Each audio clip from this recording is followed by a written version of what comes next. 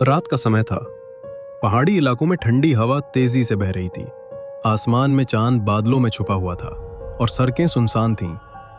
ये पहाड़ों से नीचे उतरने वाली एक पुरानी सड़क थी जिसे लोग स्थानीय भाषा में मृत्यु पथ कहते थे।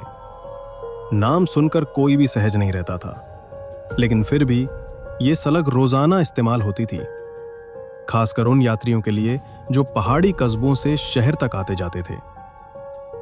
उस रात शहर की तरफ जाने वाली आखिरी बस प्लेटफॉर्म नंबर 3 पर खड़ी थी।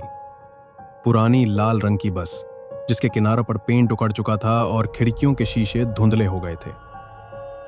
बस के ऊपर लगी टिमटिमाती लाइट जैसे चेतावनी दे रही हो कि कुछ ठीक नहीं है।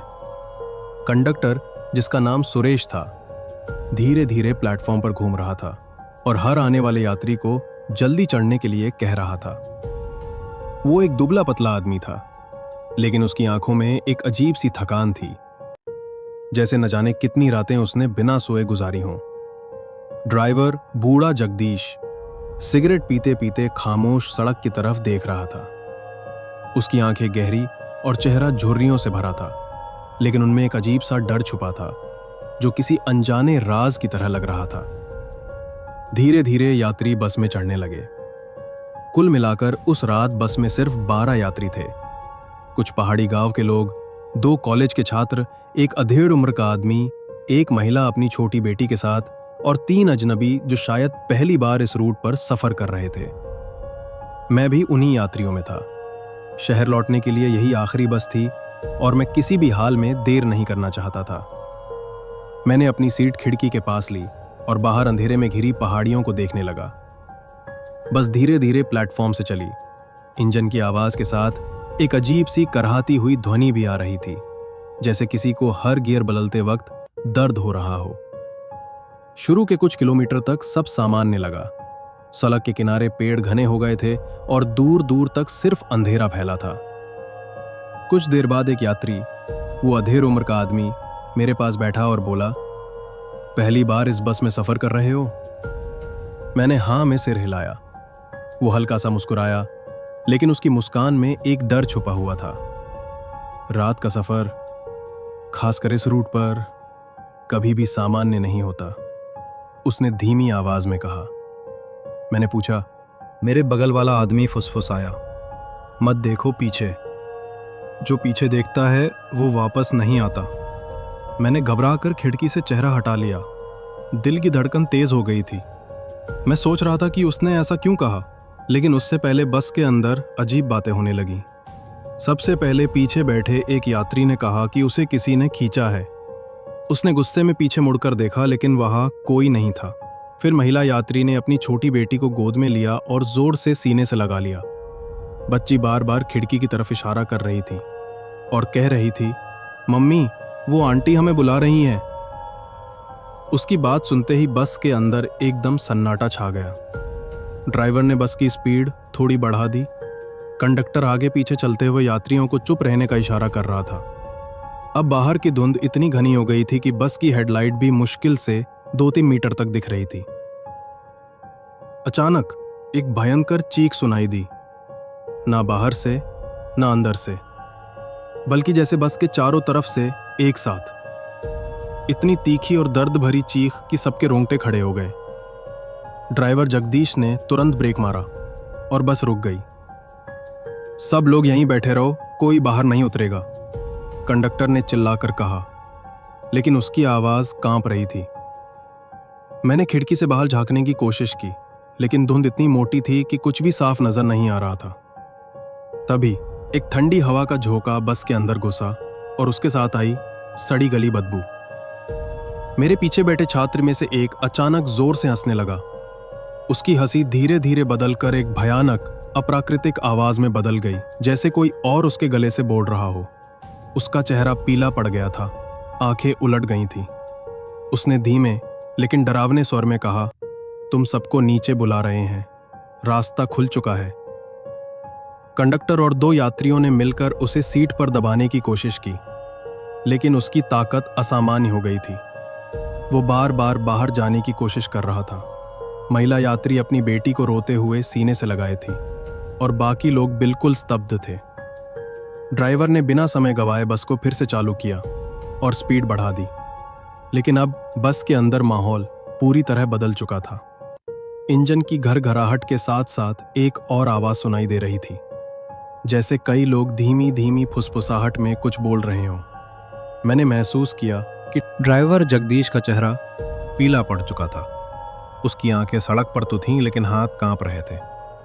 कंडक्टर सुरेश बार बार पीछे देख रहा था, मानो उसे डर हो कि कुछ अंदर घुस न जाए।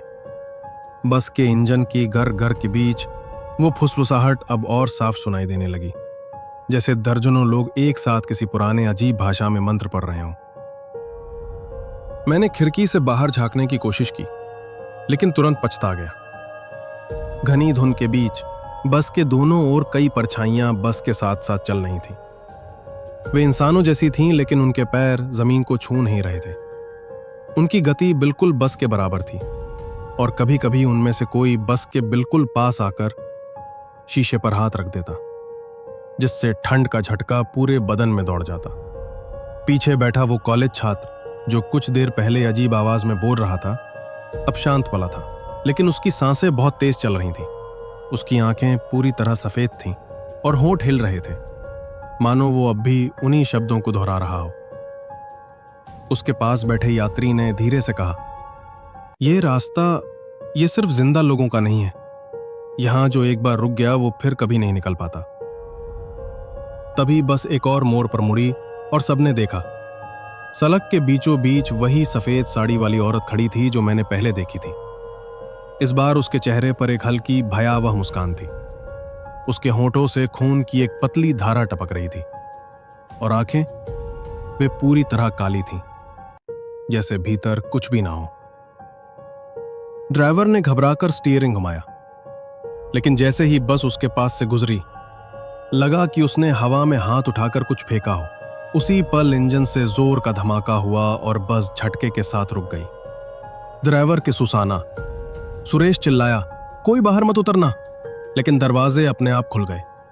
ठंडी हवा का एक तेज झोंका अंदर घुसा, और उसके साथ आई वो सड़ी गली बदबू अब इतनी तेज थी कि सांस लेना मुश्किल हो गया। बाहर धुंध में कुछ आकृतियां नजर आने लगी। वे धीरे धीरे बस की तरफ बढ़ रही थीं। उनके शरीर अधूरे थे, किसी के सिर्फ हाथ, किसी का आधा चेहरा, किसी के पैर ही नहीं थे। लेकिन उनकी आंखें, सबकी आंखें गहरी, काली और स्थिर थीं। तभी वो छात्र अचानक सीट से उठकर हंसने लगा और दरवाजे की तरफ भागा। 3 यात्रियों ने उसे पकड़ने की कोशिश की, लेकिन वो मानो तभी बस के ऊपर से एक जोरदार धमाका हुआ, जैसे कोई भारी चीज गिर पड़ी हो। आवाज इतनी भयानक थी कि दिल सीने से बाहर कूदने को तैयार हो गया। अगला ही पल छत से खरोचने की आवाज आने लगी, जैसे कोई पंजों से धातु को देर रहा हो। सुरेश ने डर से फुसफुसाया, "ये वही है, छत पर बैठ गई है।" किसी ने पूछा, "कौन?" वो कांपते हुए बोला, "जो मृत्यु पथ पे रुकने वालों को ले जाती है।" बस तेजी से उतराई की तरफ भाग रही थी, लेकिन अचानक सामने फिर वही औरत नजर आई। इस बार उसका चेहरा पूरी तरह खून से लथपथ था और आंखों में आग जैसी लाल रोशनी चमक रही थी। ड्राइवर ने ब्रेक मारा, पर बस फिसलते हुए सीधे उसके सामने रुक गई। वो धीरे धीरे आगे बढ़ी और खिड़की से अंदर झांकने लगी। उसकी नजर जैसे ही किसी पर पड़ती, वो यात्री पत्थर की तरह जड़ हो जाता। उसकी नजरों में एक अजीब खिंचाव था, मानो वो आत्मा खींच रही हो। मेरी बारी आने ही वाली थी कि अचानक बस का इंजन गरज उठा और जगदीश ने पूरी ताकत से गियर डालकर बस को झटके से आगे बढ़ा दिया। वो आकृति पीछे छूट गई, लेकिन उसके चेहरे की मुस्कान आखिरी बार धुन में चमकी, जैसे वो जानती हो कि ये अंत नहीं है। बस किसी तरह पहाड़ से नीचे उतरकर हाईवे पर पहुंची। धुंध पीछे छूट गई थी, पर बस में बैठे सब लोग चुप थे। कोई रो नहीं रहा था, कोई बोल नहीं रहा था, बस एक भारी दम घोंटू सन्नाटा था। लेकिन जैसे ही मैंने खिड़की से बाहर झांका, मेरे सीने में सांस अटक गई। हाईवे के किनारे दूर स्ट्रीट लाइट के नीचे वही सफेद साड़ी वाली औरत खड़ी थी, और इस बार वो सिर्फ मुझे देख रही थी। अगर आपको ये डरावनी कहानी पसंद आई हो तो लाइक ज़रूर करें, अपने दोस्तों के साथ शेयर करें और हमें कमेंट करके बताएं कि आपको सबसे ज़्यादा डर किस सीन में लगा। ऐसी ही और भूतिया कहानियां सुनने के लिए चैनल को सब्सक्राइब करना ना भूलें, क्योंकि अगली बार शिकार आप भी हो सकते हैं। धन्यवाद।